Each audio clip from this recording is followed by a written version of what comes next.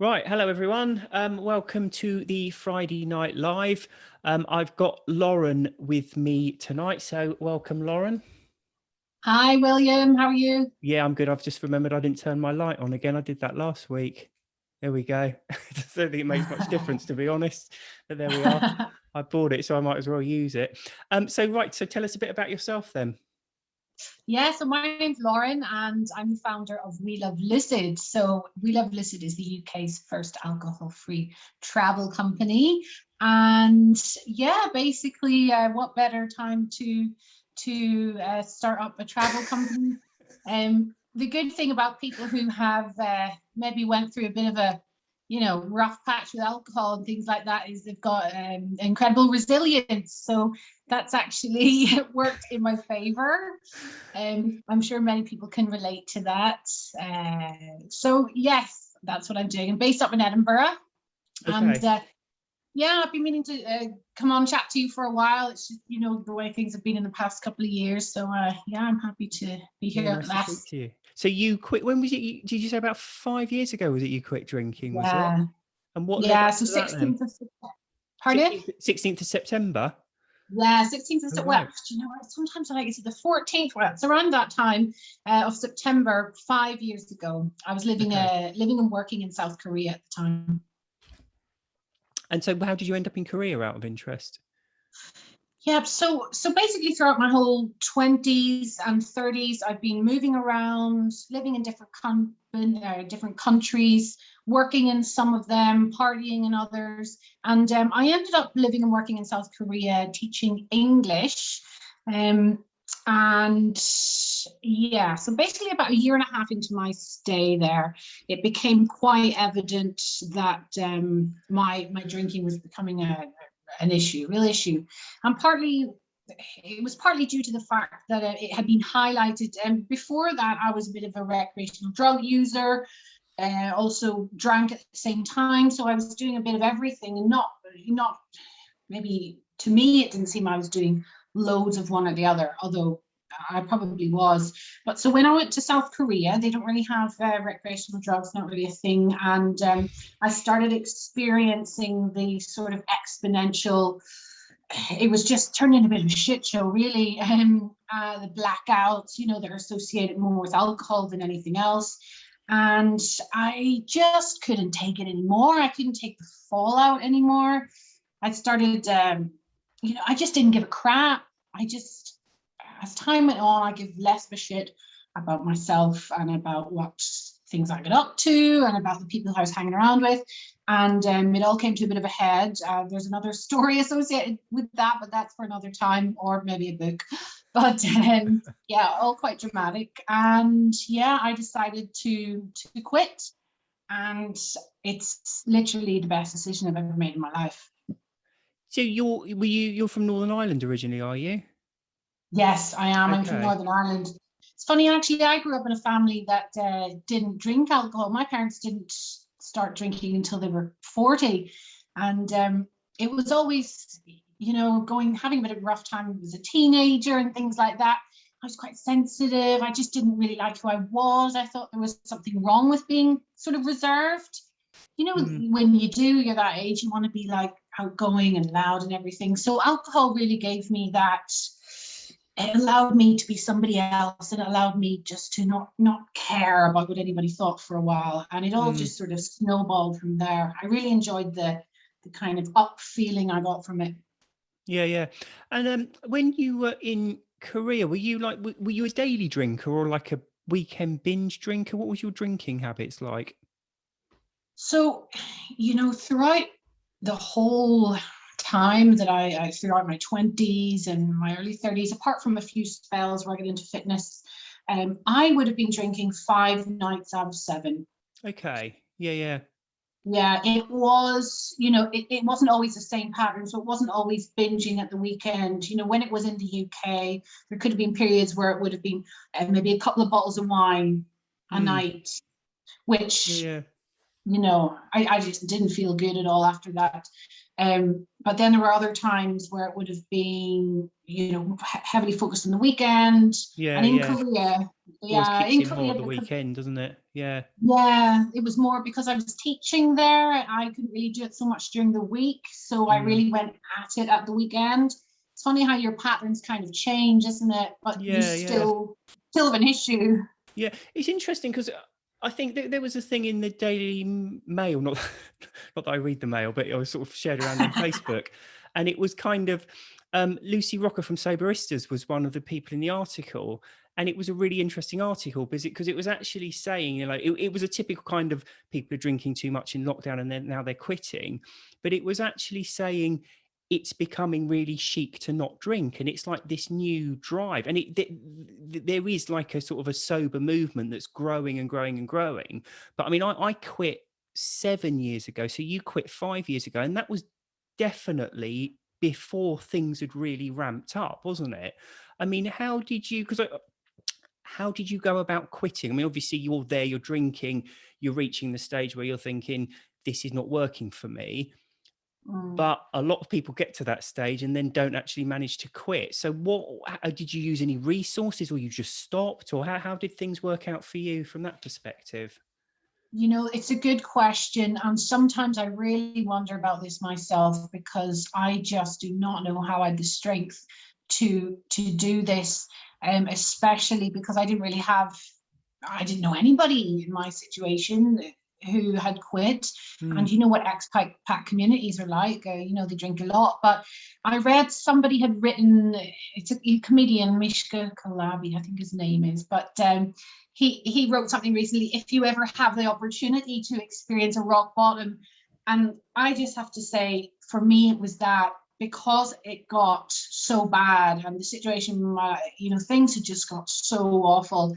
I just completely, that's what did it for me. That's what kept me going, because I just looked back and thought, I do not want this anymore. I do not want the past so many years of my life repeating again. Doing the same thing. Yeah. Yeah, it was out of fear.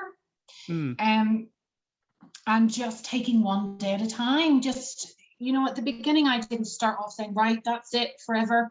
I was heading off to an island in the east coast of Korea, and I'd been experiencing these pains as well, and I'd self-diagnosed myself via Google, and I thought I had some kind of pancreatitis, something related, and that's quite serious. And so that scared the crap out of me too.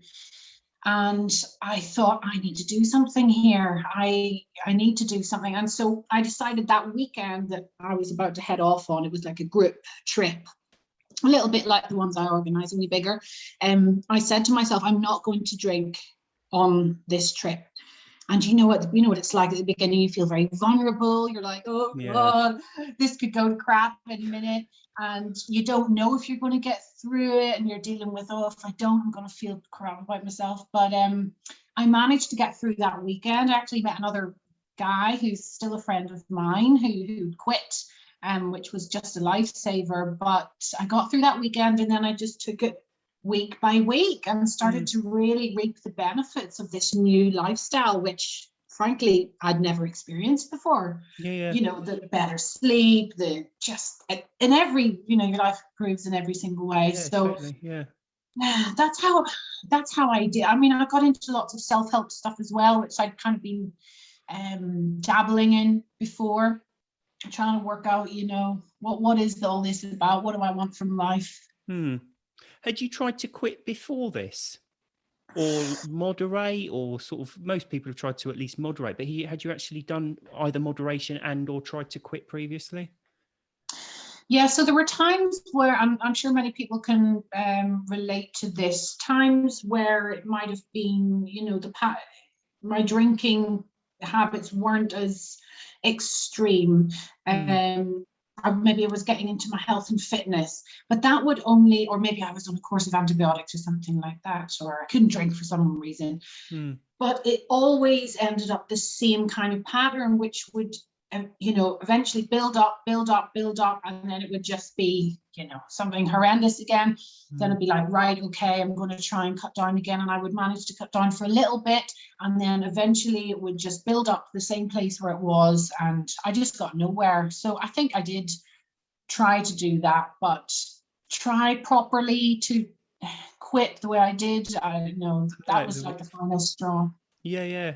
It sounds like Annie Grace talks about it in. Have you read Naked Mind?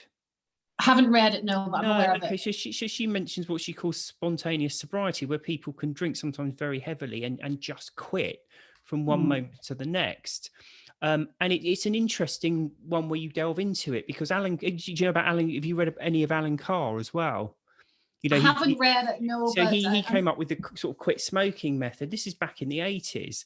And one of the things he does in his book is really try to build up people's confidence so that when they quit, it's quit for good, and that's the end to it. And actually, there's a lot to be said for that. I'm often I mentioned it in a post in the group the other day, but people often think that cravings are like these bolts of lightning that just come out of the sky and you just suffer them, or that's it. But they're actually a very specific mental process you go through. And it starts off thinking about having an alcoholic drink, and then you start obsessing about it and thinking about it more and more. And actually, if you know you're not going to have one, if you've got that certainty, you can cut that thought dead. And that's why Alan Carr's method of quitting smoking was so successful. And as I say, that was right back in the 80s. But there's quite an interesting kind of psychology there with people who do just quit. I mean, it sounds like that wasn't quite what you did, because it sounded like you were more sort of taking it week by week and day by day to see how you went with it. Yeah. So where did it go from there? So, I mean, you've already said that kind of interests me as well, because a lot of people, when they quit, they do sleep better and they do have more energy and all of these things, but they miss it completely. They don't see any of these benefits. One, because they're quite slow and they come over, it's not an immediate thing that you get these benefits. And secondly, because they spend a lot of their time wanting to drink. So they go out to social occasions and they miss alcohol and they sit there moping about it. So they're not actually happy and enjoying themselves anyway. So some people can drink really heavily and feel worse for quitting, because they don't really identify all the benefits and they spend a lot of their time miserable. So it's quite interesting that how long did it take you after quitting to really start to think, actually, you know what? It's not just something I have to do because there's this wonderful substance, but I can't take it anymore. Actually, my entire life is much better now I've quit drinking. Yeah, it's another good point.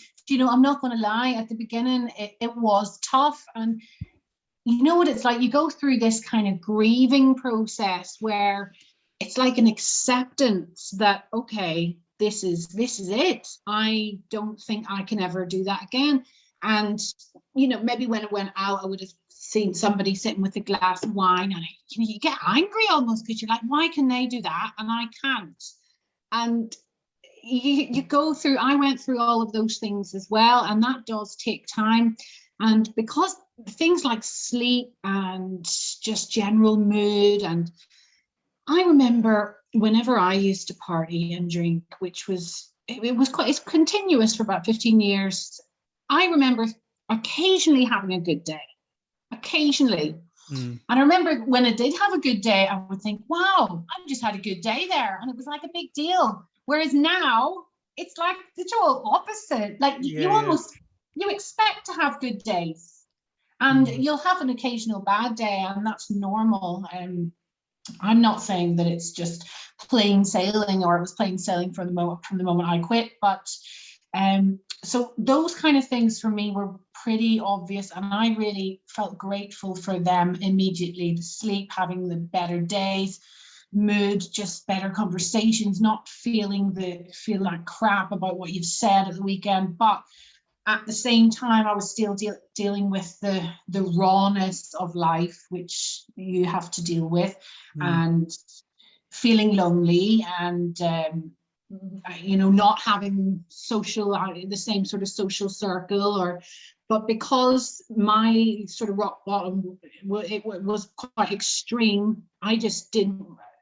want to go back there at all. And that was my grace, actually, for me. But I did experience the rough times. I suppose after about 6 months, it's starting to lighten up a little bit. And I think, people that do quit, we're really lucky in a way, because you're presented with this opportunity to sort of examine your life, and sort of propels you down this road of,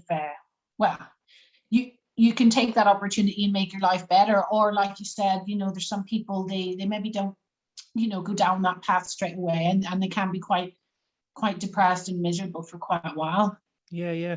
I'm interested that you went on a weekend away quite early on, because when you say a weekend away, I kind of think like a boozy weekend. Was it like that? Were you out like socializing both evenings? Because that's kind of in at the deep end a bit, isn't it? In a way, that's a very good way of doing it, because I suppose there's no right or wrong way, but some people just don't feel ready to do that for months and months, and others are happy to jump in. I always think that if you're able to do it, you should do it, because quitting drinking is almost like you've got a few big hurdles. You've got like Christmas and holidays. Obviously, we'll be talking about holidays in a minute, but Yeah. you know, a social occasion is a big thing for a lot of people, and to go straight into not only a social occasion but an entire weekend away, that was fairly courageous. Was it like a really boozy social weekend? I mean, were you forced into it, or did you think, I'm going to do this and sort of get that first brick in Yeah. the wall? No, do you know what? I wouldn't have gone if that had been the case. And I actually am I would advise people to choose very carefully about those kind of things and whether they go or not at the very beginning. That kind of trip, I had it planned, and that was already me starting to think about maybe, you know, different activities to do. It was just when it was coming up to me quitting, I booked this trip, and it was actually more of a nature-based trip. Okay. Believe it or not, I hadn't really been doing anything like this, because all my weekends revolved around getting totally wrecked and getting into mischief. So this was like a new thing for me, and I was like, right, I'm going to go. And yeah, it was to an island, and it wasn't specifically a boozy kind of trip, but so I was able to avoid those kind of situations. I definitely wouldn't have gone if it had have been that kind of trip. Definitely not. And I would also advise people to think carefully about that. So talk us through what happened after that. So you're in South Korea, you've quit drinking, things are getting better. How do you get from there to where you are now and what you're doing now? Yeah, well, basically, South Korea was the worst and the best time of my life, and it's a very sort of peculiar feeling to have about a country, you know, just because of the pure contrast. But the second part of my time in Korea, I mean, I bought a bike, I cycled up and down the east coast of Korea. I learned Korean, I learned how to cook Korean. I just got completely immersed in the culture, which was always something that I loved to do when I went places, but I usually just got sidetracked by the partying and the self-destruction. So I was really just me getting back to me and finding out what things do I enjoy doing. And that's how I spent my next year and a half there. I visited places all over South Korea, probably visited more places than many South Koreans have, actually. You know what it's like in your own country. You don't bother, do you? Yeah. And so I decided to leave in 2018 to come back to closer to the family in Europe. And I'd saved a bit of money, quite a bit of money actually, that I hadn't been spending on partying. And I took a bit of a world trip. I went to Mongolia. I'd always wanted to go horseback riding over the Mongolian steppe. So there were things on my list that I'd wanted to do for years that I could actually do now that I'd quit booze. I went to Siberia. I spent time there, and I sort of noticed that all these places I was going to were vast empty spaces. I'm not sure if you've been to East Asia before, but it's intense, and there's a lot of people. And so for me, I just really needed that space to think, that lack of stimulation. Not to say that Mongolia, well, different kind of stimulation. But yes, so I went to these places, a few other places around the world, and I ended up in the south of Spain. I love the south of Spain. I always have loved the south of Spain, mainly the rural part, and in a little town called Ronda is where I ended up, and I did some volunteering there. And a friend of mine, he suggested creating trips for people who don't drink, travel experiences. And at the beginning I thought, oh goodness, how can I make this sound really appealing? Because for me, like you mentioned before, I wasn't aware of this new movement, or this acceptance of alcohol-free lifestyle. I didn't know about any of it. And my first thought was, people are going to think this is bloody lame. How can I make this cool? Do you know what I mean? And I just sort of developed, because I knew really you could do really amazing things while traveling when you take away the booze. And I just sort of developed this idea over time. And I actually moved out there to the south of Spain 6 months later. I really loved that town. And I moved out there and lived there for 2 years and started We Love Lucid there. Tried out a few trips and just recently moved back to the UK. And here I am launching the trips in the UK and further afield as well. But I mean, the kind of experience that I want to give people is an invigorating one. I want people to come away on holiday feeling connected, having hung out with like-minded people, having tried new things. Like, there's just so many awesome things you can do out there that don't revolve around sitting around a bar, that can make you feel so good, like whether it's moonlight snowshoeing or you know, any kind of outdoor sport, but not even sport, but just experiences, cultural, foodie experiences, and just the connection with the other people and coming home and feeling rested. And that's what I want to offer people with my trips. Yeah, that's one of the funny, I think one of the hardest things in many ways when you quit drinking is it is social occasions. And I think one of the worst parts of it is, I can't remember what the percentage is, but something like 87% of people drink. Now, when you're in a social situation, you need to feel relaxed and kind of connected with people. And when you do, your brain releases endorphins, so you start to feel really good and really happy. But I think the problem is when other people are drinking, you can kind of go into these situations feeling like, I'm not, they're all doing something, they're involved in an activity and I'm excluded from it. And you're immediately kind of putting up this wall between you both, rightly or wrongly, that it's them and me. And of course, that's completely the opposite of feeling relaxed and connected to people, which defeats in many ways the whole point of socializing. But going away with people who don't drink, you haven't got that barrier, have you? You're immediately with people who aren't drinking, so you can actually connect with them in a much simpler way. So what kind of trips have you done so far? What sort of stuff do you offer? So far, the 3 we had in Spain, it was a mixture of kind of outdoor stuff. We had this really, really amazing moonlight kayaking experience, which was just so relaxing. And you know what it's like in the south of Spain? It was in a huge big reservoir, and after you just get into the water and it's lovely and warm. And yeah, just that's just an example of other kind of foodie experiences, lots of tapas. I mean, food is a huge part of what we do in all of our trips. We've got one coming up in Newquay where we have a Cornish pasty making experience where people get stuck in Cornish pasties. We've got the alcohol-free cider, so we work with a lot of alcohol-free brands as well. And they're mainly just cultural, feel-good activities. We've got bodyboarding as well. And keep in mind, all these activities are for people that don't necessarily have any experience. That's the whole thing. I want people to come along and try something new, because you know how much confidence that gives you when you try something new. And that's a whole part of starting out an alcohol-free lifestyle. The confidence thing, you really need to build that up again. And yeah, that's a huge part of it. But yeah, those kind of experiences in general. We're kind of experimenting with some more pampering type trips as well. We've got one coming up in London. It's a girls' weekend actually with a spa. It's a spa weekend and you get treatment. We're going to a really nice restaurant. We have a mocktail experience with Alex, the sober sommelier. The solar sommelier, what would that even be? I'm gonna have to think about that later.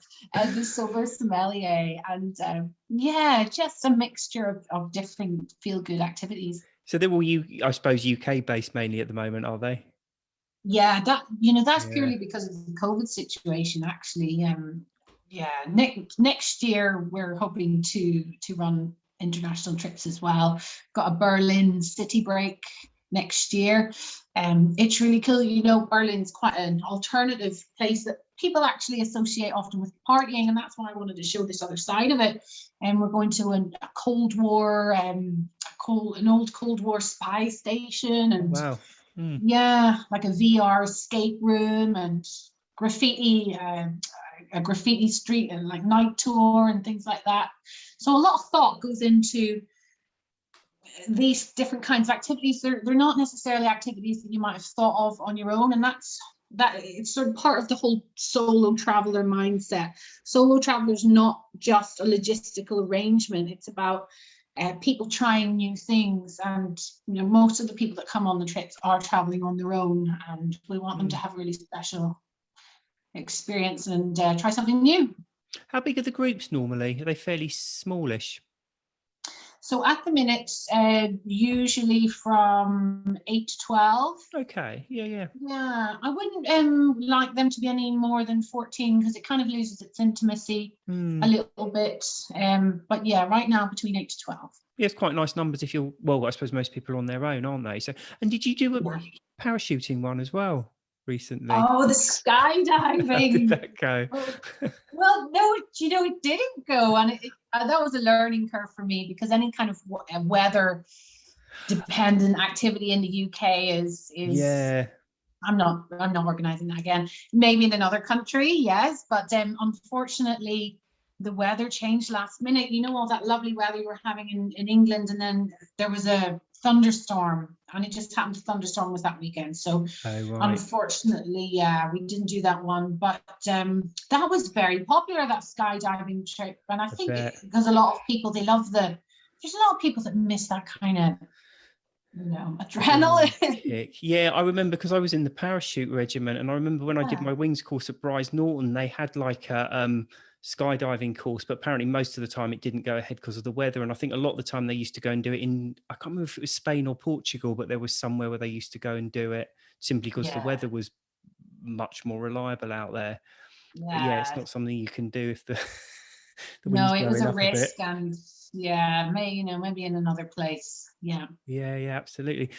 So where you're based in Edinburgh then, but the trips are all over the UK, are they? Yes, they are. We had one last weekend in Perthshire. It was a little taster one. It went really well. We did river tubing there. Have you heard of river tubing? No, never. I know, it's kind of a new thing. So you get into this big dinghy and you float down the river, and there's a white water version and a more chilled out version. So I think that everybody loved that. We're going to do that again.